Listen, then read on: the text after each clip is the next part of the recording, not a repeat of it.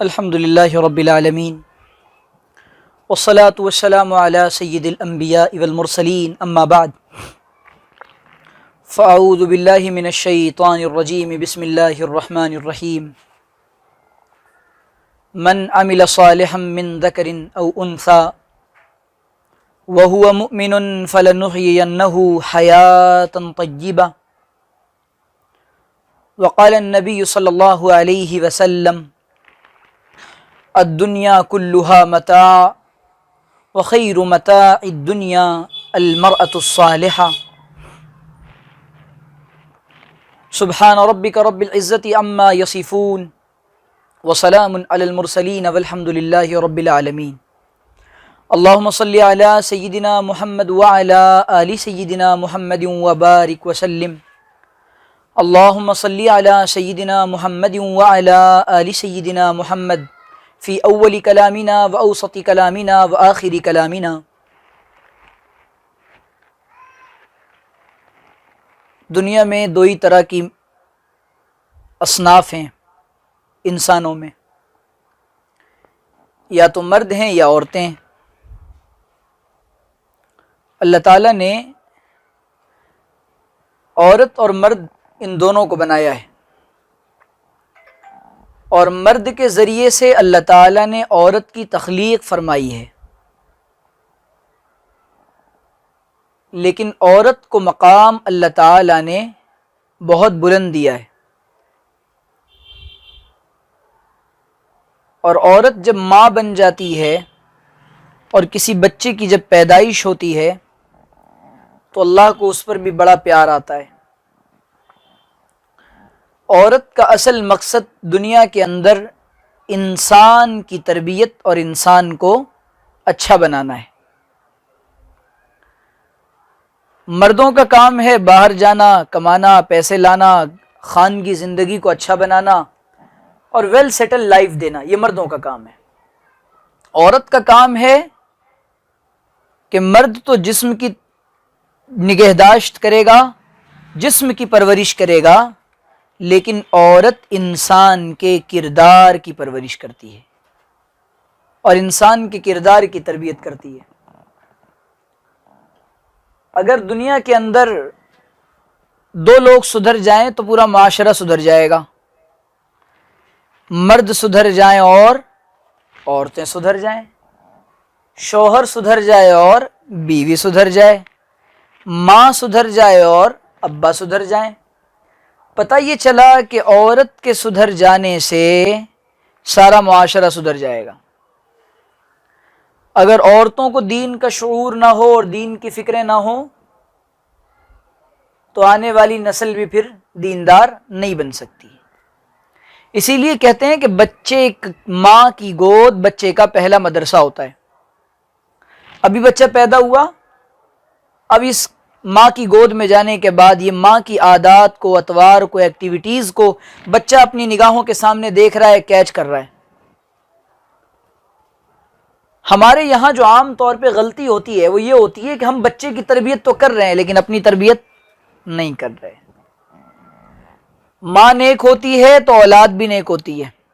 ایک آدمی کے یہاں بچہ پیدا ہوا، ایک اللہ والے کے پاس گیا، اس نے کہا حضرت بچہ پیدا ہوا ہے. حضرت نے فرمایا اب تو نیک بن جا اور اپنی بیوی سے کہے کہ تو بھی نیک بن جا. تو اگر نیک بن جائے، تیری بیوی نیک بن جائے تو بچہ آٹومیٹک نیک بن جائے گا. بچے جو ہوتے ہیں یہ آپ کی باتوں سے نہیں سیکھتے زیادہ، آپ جو ان کو سکھاتے ہیں وہ تو کم سیکھتے ہیں، آپ جو کچھ کرتے ہیں یہ اس سے سیکھتے ہیں.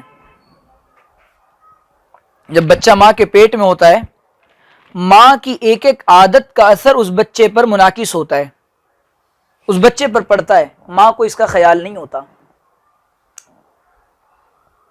ٹیپو سلطان رحمۃ اللہ علیہ جو اتنے بڑے آدمی تھے اور آج پوری دنیا کے مسلمان ان کا نام لیتے ہیں، شیر میسور.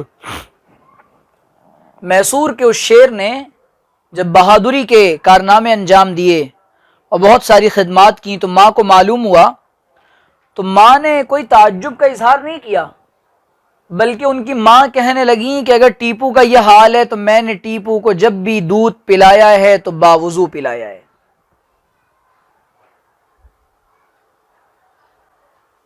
اور حضرت عبد القادر جیلانی کی والدہ نے اپنے بیٹے کو جھوٹ سے بچانے کے لیے کیا نصیحت کی تھی کہ تیری آستین میں پیسے تو سی رہی ہوں، اور اگر بیٹا لیکن جھوٹ نہیں بولنا۔ اس زمانے میں ڈاکو لٹیرے آتے تھے، بچے نے کہا کہ میرے پاس 40 دینار ہیں یا 40 جو بھی ہیں، جو بھی کرنسی چلتی اس زمانے میں، بچے نے کہا کہ 40 ہیں۔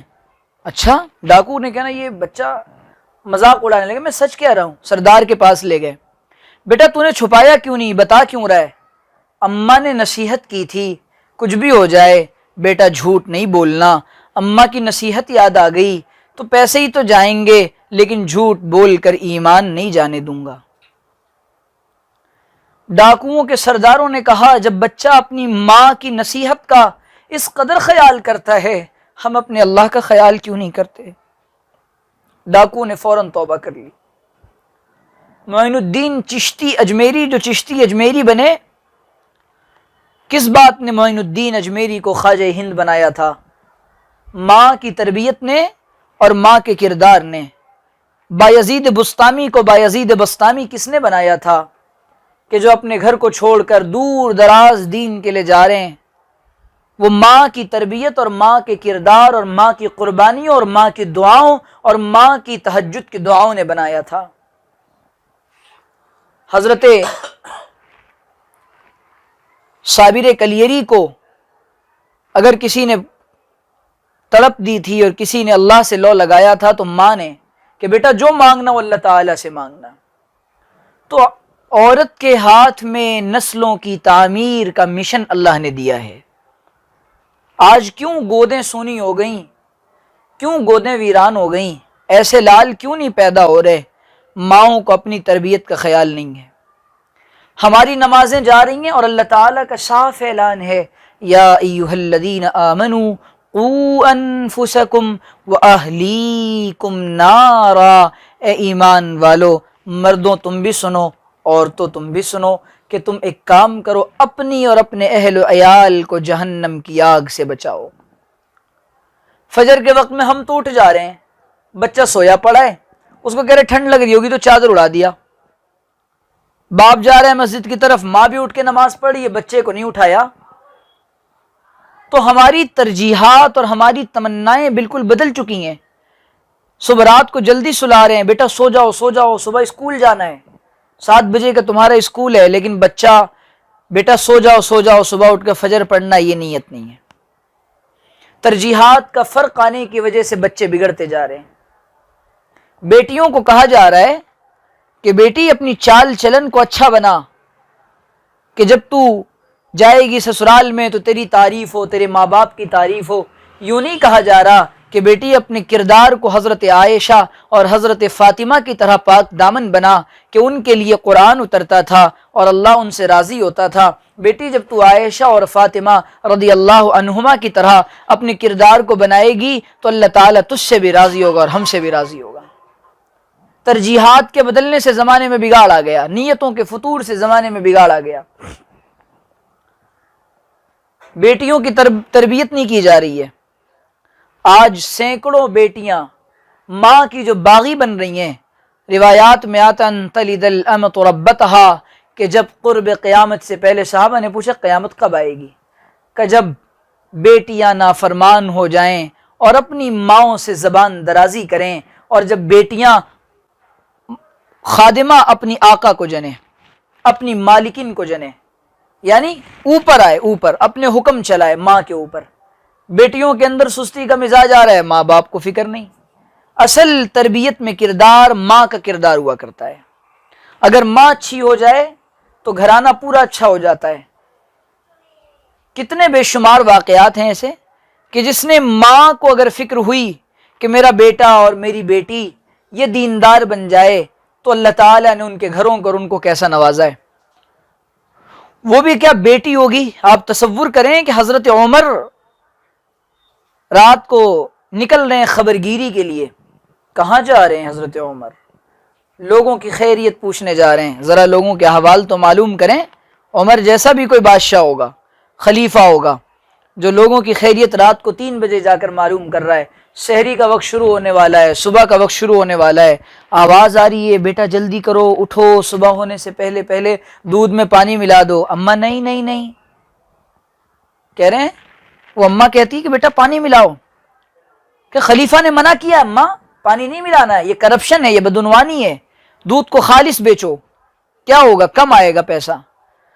کہ خلیفہ تھوڑی دیکھ رہا ہے، حضرت عمر سن رہے ہیں، خلیفہ تھوڑی دیکھ رہا ہے، خلیفہ تو نہیں دیکھتا لیکن خلیفہ کا ابا تو ربا تو دیکھتا ہے، خلیفہ کا رب تو دیکھ رہا ہے نا، عمر کا اللہ تو دیکھ رہا ہے نا، میرا اور آپ کا اللہ تو دیکھ رہا ہے نا۔ حضرت عمر کو یہ بات پسند آ گئی، فرمانے لگے اس سے اپنے بچے کا نکاح کروں گا، اور انہیں کی نواسے حضرت عمر ابن عبدالعزیز ہیں۔ جب مائیں ایسی نیک اور دیندار ہوتی ہیں اللہ تعالیٰ 7 نسلوں میں دین کو منتقل فرماتے ہیں۔ حضرت خنسہ رضی اللہ تعالی عنہ ایسا مزاج تھا دین پر لگنے کا، مٹنے کا، لگانے کا، آگے بڑھنے اور بڑھانے کا اور اپنا سب کچھ قربان کرنے کا، کہ حضرت خنسہ رضی اللہ تعالیٰ عنہ اشعار پڑھ کر اپنے 4 بیٹوں کو آگے بھیجا، جاؤ اللہ کے لیے لڑو، جاؤ اللہ کے لیے لڑو۔ ایک گیا شہید ہو گیا، دوسرا گیا شہید ہو گیا، تیسرا گیا شہید ہو گیا، چوتھا گیا شہید ہو گیا۔ خوشی سے کہنے لگیں قیامت کے دن 4 شہیدوں کی ماں کہلاؤں گی، قیامت کے دن 4 شہیدوں کی ماں کہلاؤں گی۔ یوں کہہ رہی ہیں کہ اگر میرے بیٹے اللہ کے لیے اس وقت شہید نہ ہوئے تو مجھے تانے نہ ملیں کہ تیرے 4 گھر میں جوان بیٹے تھے اور وہ دین کے لیے نہ لگ سکے۔ صحابیات کا کیسا جذبہ بنا تھا، صحابیات حضور کے سامنے آ کر اپنا ننھا سا بچہ دے کر کہتی ہیں حضور میرے پاس لگانے کے لیے کچھ اور ہے تو نہیں، میرا یہ معصوم سا بچہ لے جائیں، جب آپ کے پاس کوئی تیر آ کر لگے گا اللہ کے رسول اس کو آگے کر دیجیے گا، جب آپ پر کوئی تیر آ کر لگے گا میں کچھ اور تو نہیں دے سکتی، میں کچھ اور تو قربان نہیں کر سکتی، میرے اس ننھے سے بچے کو لے جائیں، اس کو قربان کر دیجیے گا۔ جب وہ جذبات بنے تھے تو دین بہت تیزی کے ساتھ پھیلا تھا۔ آج ہم ماؤں کے جذبات نہیں بنے، بیٹیوں کے جذبات نہیں بنے، جس کی وجہ سے دین تیزی سے نہیں پھیل رہا ہے، دین مٹ رہا ہے گھروں سے۔ بچیوں کے ساتھ بیٹھ کر مذاکرے نہیں کر رہے کہ میری بیٹی کیا اللہ کے رسول نے مزاج بنایا تھا حضرت فاطمہ کا، حضور اقدس صلی اللہ علیہ وسلم تھکے ہارے آ رہے ہیں، اللہ کے رسول دور سے دعوت دے کر آ رہے ہیں، حضور اقدس صلی اللہ علیہ وسلم پر اوجڑی ڈال دی گئی اور 3 میل تک حضور کے گلے میں پھندا ڈال کر مکے میں گھمایا جا رہا ہے۔ جب حضور سجدے میں گئے آپ پر گھوڑے کی اور اونٹ کی لید کو ڈال دیا گیا، اتنی وزنی کہ حضور اٹھ نہیں پا رہے ہیں۔ حضرت فاطمہ آتی ہیں اپنے ننھے ننھے ہاتھوں سے صاف کر رہی ہیں، بابا جان یہ کیا ہو گیا، پیارے ابا یہ کیا ہو گیا، اے سرور کونین اے مصطفیٰ صلی اللہ علیہ وسلم۔ پیارے ابو حضرت فاطمہ کو گلے لگا کر محمد عربی کہتے ہیں میری بیٹی فاطمہ تھوڑا تو صبر کر لے، تھوڑا تیرا باپ محمد صبر کر لے گا، اور سنو تیرے باپ کا لائے ہوا یہ دین ہر کچے پکے مکان میں جائے گا، ہر کچے پکے مکان میں جائے گا۔ جب حضور مزاج بنا رہے ہیں، اللہ کے رسول کے پاس حضرت علی اور حضرت فاطمہ کو معلوم ہوا، اوہو تربیت اس کو کہتے ہیں، معلوم ہو حضور کے پاس غلام آئے ہیں، خدام آئے ہیں، چلو حضور سے جا کر کہتے ہیں چکی پیستے پیستے تھک جاتی ہوں، پانی نکالتے نکالتے تھک جاتی ہوں، علی بھی تھک جاتے ہیں، میں بھی تھک جاتی ہوں۔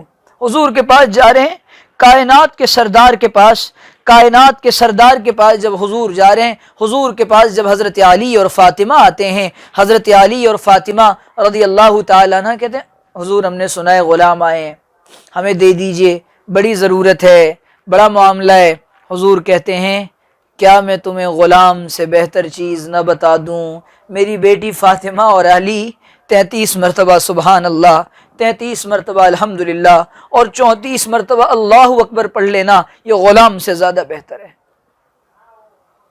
جب دنیا کی طرف صحابہ کا مزاج آ رہا ہے، صحابیات کا مزاج آ رہا ہے، تو اللہ کے رسول یوں دین کی طرف مزاج موڑتے ہیں اور دل موڑتے ہیں کہ غلام کیا ہے، وقتی چیز ہے، ایسا خزانہ بتاتا ہوں جس سے، اور ایسی تربیت ہوئی تھی گھرانے کی، حضور نے ایسی تربیت فرمائی تھی، کھانے کی میز پر بیٹھیں اور کھانے کے لیے دسترخوان پر بیٹھیں، فقیر آتا ہے بابا کچھ دے دو، بھوکا ہوں کچھ بھی نہیں کھایا، 1 یا 2 روٹی ہے، حضرت علی نے دے دی، حضرت فاطمہ نے بھی دے دی، حضرت حسنین کی بھی روٹی دے دی، کیا ہوا؟ کچھ نہیں، آج فاقہ کر لیں گے، ایسا تربیت کا مزاج بنایا تھا، ایسی تربیت کی تھی۔ تو مائیں اور جب باپ اور جب گھر کے بڑے اپنے بچوں کی تربیت یوں کرتے ہیں، پھر ان کا مزاج اچھا بنتا ہے۔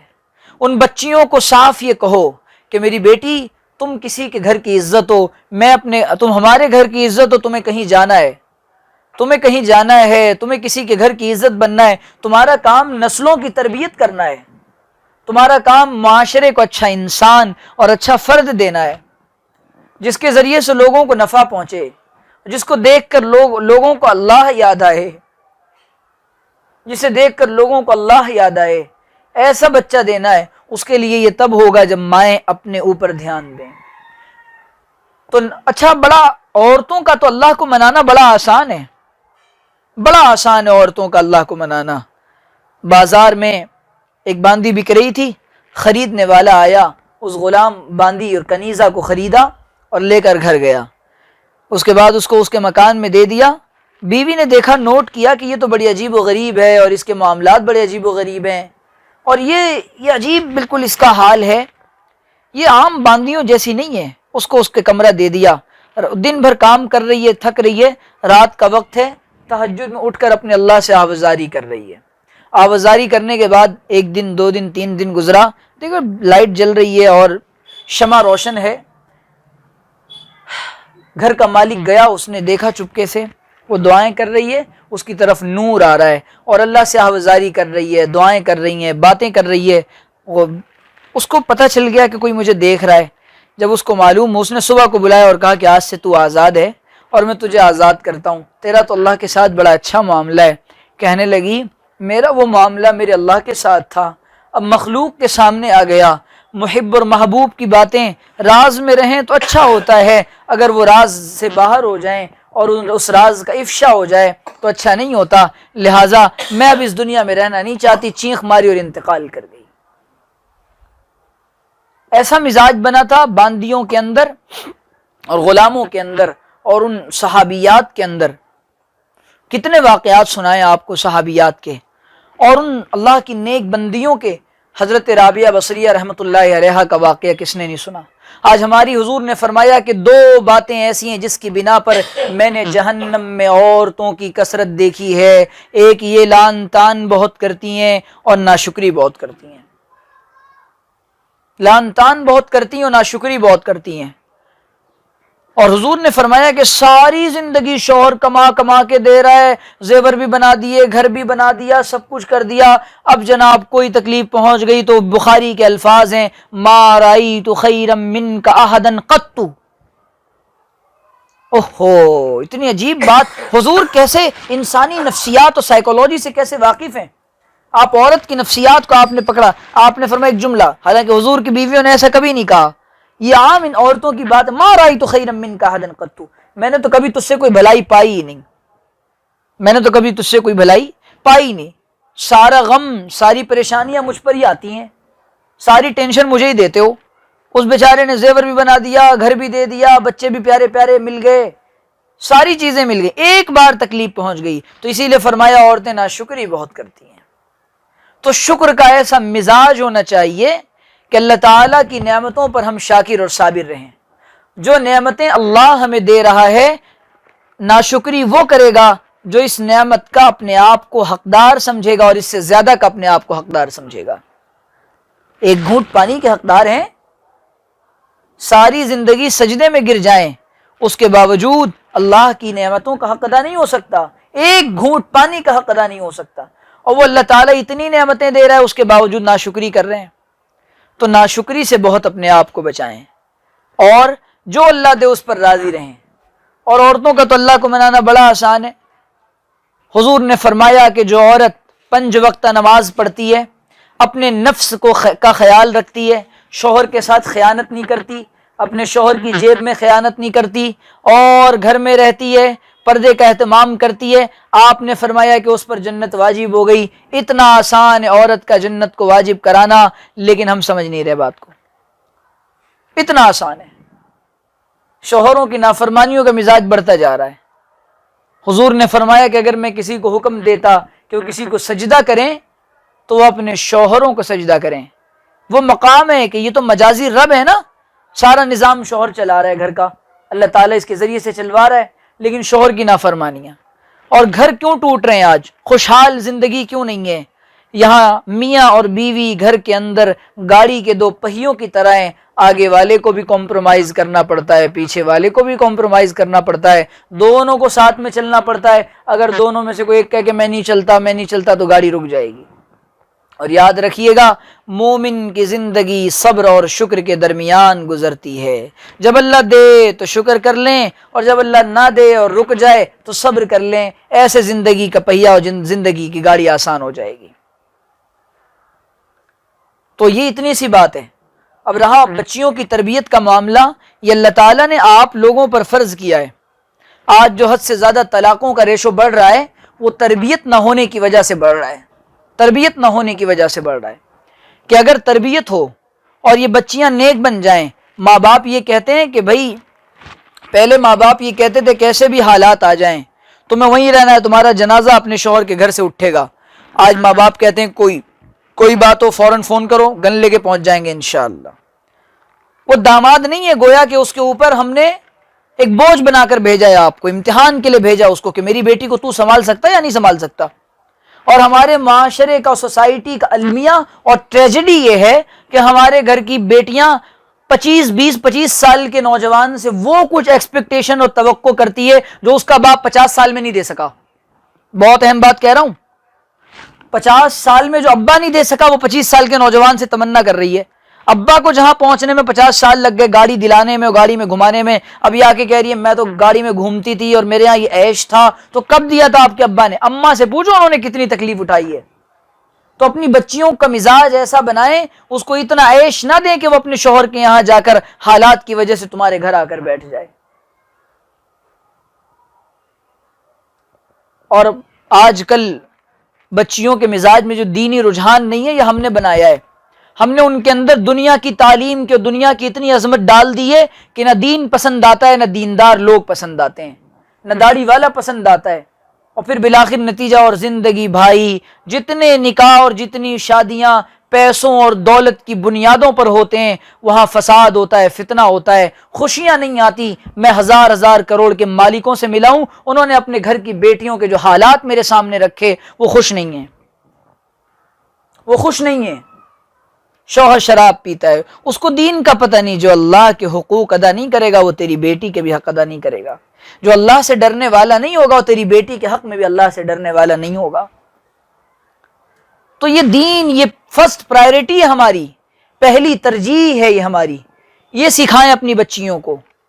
5 وقتہ نمازوں کی نگرانی یہ آپ کی ذمہ ہے، پردے کی پابندی یہ آپ کے ذمہ ہے، اس کے لباس پر نگرانی یہ آپ کے ذمہ ہے، وہ کن سہیلیوں کے ساتھ اور فرینڈ سرکل اس کا کیسا ہے یہ آپ کے ذمہ ہے، اسکول اور کلاسز میں بچی کس کے ساتھ کہاں کیا کرتی ہے، کیسے رہتی ہے، کیا اس کا آؤ بھاؤ تاؤ کیا ہے، وہ آپ کے ذمہ ہے. اگر آپ نے اس پر کوشش نہیں کی تو پھر وہ بچی ہاتھ سے نکل جاتی ہے، پھر آ کر رو رہے ہوتے ہیں. آج جو ارتداد کے واقعات سامنے آ رہے ہیں، فلانی فلاں کے ساتھ بھاگ گئی، فلاں کنورٹ ہو گئی، اس نے اسلام چھوڑ دیا. کیوں؟ کون ہے اس کا ذمہ دار؟ اس کے ذمہ دار میں، آپ، ماں باپ، معاشرہ، سوسائٹی کے بڑے لوگ ہیں. سب سے پہلے ماں باپ ذمہ دار ہیں. پھر آپ نے جن اسکولوں کا، جن تعلیم گاہوں کا اور جن درس گاہوں کا انتخاب کیا ہے وہ درس گاہیں تعلیم کے لیے نہیں بنائی گئیں، وہ آپ کے بچوں کے ایمان کے لوٹنے کے لیے بنائی گئی ہیں. وہ نظام تعلیم اور وہ ایجوکیشنل سسٹم اور یہ مروجہ نظام تعلیم، یہ ماڈرن ایجوکیشن سسٹم لایا اسی لیے گیا ہے کہ لوگوں کو ماڈرن بنا دیا جائے، لبرل بنا دیا جائے اور ان کو ایسا بنایا جائے کہ ان کے نزدیک دین اور دھرم کی کوئی اہمیت نہ رہ جائے. تو آپ سب سے پہلے تو اپنی بچیوں کے گھر کے اندر دینی ماحول بنائیں. اس کے لیے روزانہ کی تعلیم ضروری ہے. کبھی اس کو بتایا ہے کہ بیٹا قبر حشر کا بھی کوئی معاملہ ہے؟ کبھی اس کو بتایا ہے؟ نہیں بتایا. نماز میں سستی کرنے پر کیا نقصانات ہے؟ کبھی بتایا ہے؟ اور جس کی زندگی میں نماز نہیں ہوتی وہ خوشحال زندگی نہیں گزار سکتا.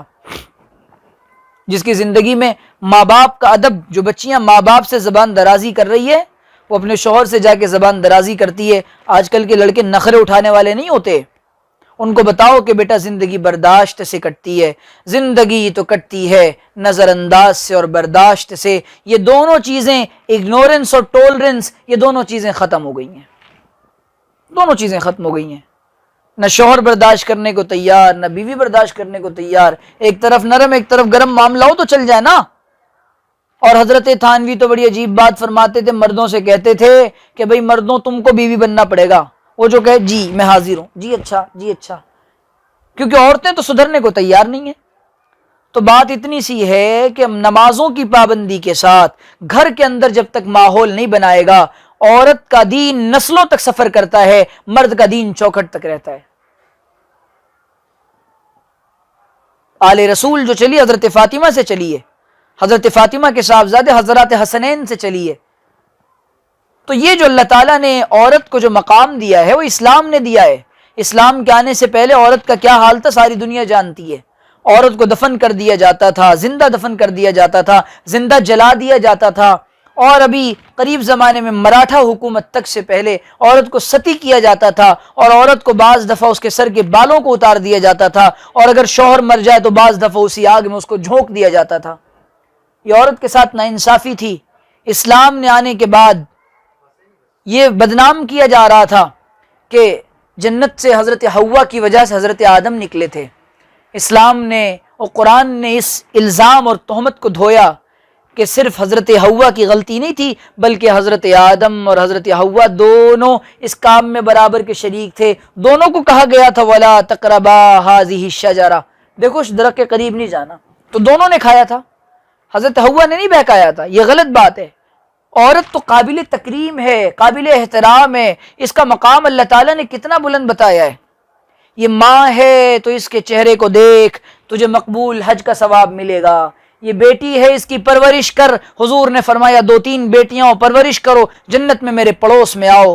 حضور نے فرمایا بہن طلاق یافتہ ہو کہ تیرے گھر آ جائے، بیٹی اس کا انتظام کر، میرے نزدیک سب سے بہتر گھرانہ ہے. حضور کو جس نے دودھ پلایا تھا ان کی بیٹی حضرت شیمہ آ رہی ہیں، حضور اپنی چادر مبارک کو پھیلا دے رہے ہیں. یہ عورت کا مقام اور عورت کا احترام ہے. تو اپنے مقام کو عورتیں تو پہچانیں، عورتیں اپنے مقام کو پہچانیں کہ کیا مقام ہے اور کیا اسٹیٹس ہے عورت کا، ویمن کا اسلام کے اندر. اگر ہم نے یہ جو حالات آج پوری دنیا میں چل رہے ہیں، اس میں سب سے زیادہ گھروں کی تعلیم. آپ 10 منٹ اپنے بچوں اور بچیوں کو بٹھائیں اور اس کے بعد ان سے دینی باتیں پوچھیں، ان کے سامنے کسی کتاب کی تعلیم کریں، ان کے سامنے کسی عالم دین کا بیان چلائیں، اور اس کے بعد اللہ سے رو رو کر دعائیں مانگیں. دعاؤں کے بغیر عطار ہو رومی ہو راضی ہو کہ غزالی، عطار ہو رومی ہو راضی ہو کہ غزالی، کچھ ہاتھ آتا نہیں بے آہ سحرگاہی. راتوں کو روئے بغیر اللہ کچھ نہیں دیتا. فرید الدین عطار، حضرت رومی اور حضرت امام غزالی اور ان جیسے لاکھوں اولیاء جو بنے، یہ ماؤں کی راتوں کے آہوازاری سے بنے. اور یہ خود بھی جب انہوں نے اپنی ماؤں کو دیکھا راتوں کو روتے ہوئے، اللہ تعالیٰ نے ان کی تربیت ایسی فرمائی کہ یہ بھی راتوں کو رونے والے بن گئے. اسی زمانے کے ایک بہت بڑے بزرگ ہیں، فرماتے ہیں میں رات کو اٹھتا، میں دیکھتا میری اماں رو رہی ہیں اور دعائیں کر رہی ہیں میرا نام لے لے کر، تو میں کہہ رہا ہوں مجھے خوشی ہوتی تھی. تو جب ماں باپ یہ فکر کرتے ہیں، یہ تمنا کرتے ہیں اور یہ اپنے دل کی آرزوؤں کو نیک بناتے ہیں، تو اللہ تعالیٰ پھر ان کو اور ان کی نسلوں کو ایسی توفیق عطا فرماتا ہے. توفیق کے ملنے کے لیے حسن عمل کا ہونا ضروری ہے. توفیق کے ملنے کے لیے حسن نیت کا ہونا ضروری ہے. توفیق کے ملنے کے لیے حسن ارادہ ضروری ہے. توفیق کے ملنے کے لیے کوشش و محنت ضروری ہے. توفیق کے ملنے کے لیے سبب کے بنانے کی طرف دوڑنا ضروری ہے. توفیق کے ملنے کے لیے طلب اور طلب ضروری ہے. تو بس گزارش اتنی سی ہے کہ اللہ تعالیٰ نے عورت کو ایک مقام دیا، اور عورت کا مشن ہے تعمیر انسانیت اور تعمیر شخصیت اور اولاد کی تربیت اور اپنے معاشرے کو ایک اچھا انسان دینا، کہ جب آپ کا بچہ اور آپ کی بچی کہیں جائے تو کل لوگ کہیں کہ فلاں کا بیٹا اور فلاں کی بیٹی ہے. اللہ تعالیٰ سے دعا ہے کہ اللہ تعالیٰ سمجھنے کی، عمل کرنے کی توفیق عطا فرمائے. مختصر سی دعا کر لیں.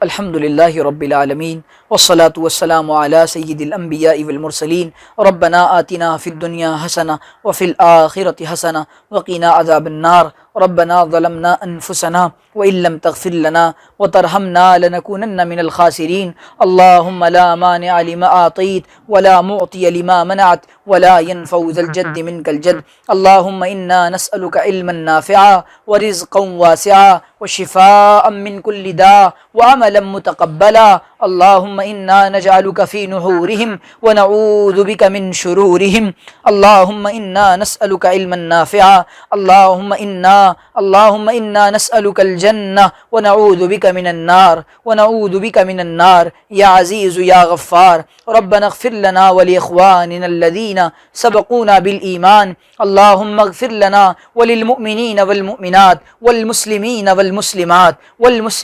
والمسلمات اے پیارے اللہ، ہم آپ کے عاجز اور مسکین بندے اور بندیاں ہم آپ کے دربار میں حاضر ہیں۔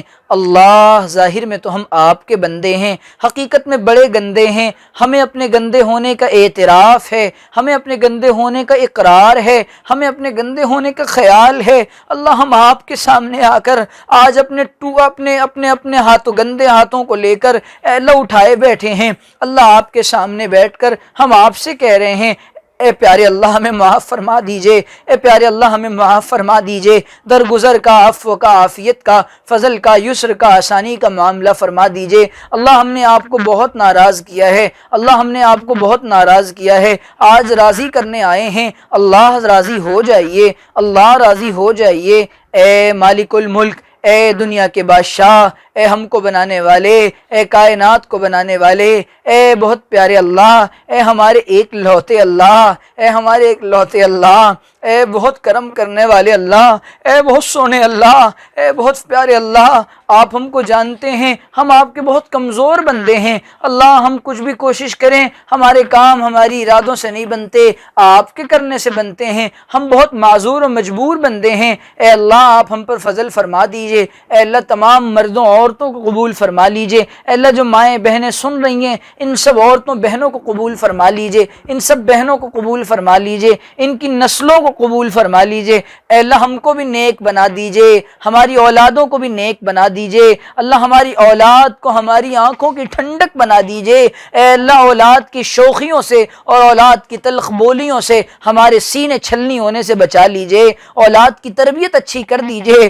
اے رب کریم، آپ سے بہتر تربیت کرنے والا کوئی نہیں، آپ ہماری بھی اصلاح فرما دیجئے، ہماری اولاد کی بھی اصلاح فرما دیجئے۔ اے اللہ، اصلاح کا سامان عطا فرما دیجئے، اصلاح کے لیے جو راستے ہیں ان راستوں پر چلا دیجئے۔ اے اللہ، جن راستوں سے شیطان گمراہ کرتا ہے ان تمام راستوں سے بچا لیجئے، ان تمام راستوں سے بچا لیجئے۔ اے اللہ، اپنی فضل اپنے حفظ و امان میں رکھیے۔ اے رب کریم، آنے والی تمام ماؤں کو حضرت خنسہ جیسا، حضرت حفصہ جیسا، حضرت سودا جیسا جذبہ عطا فرما دیجئے، اور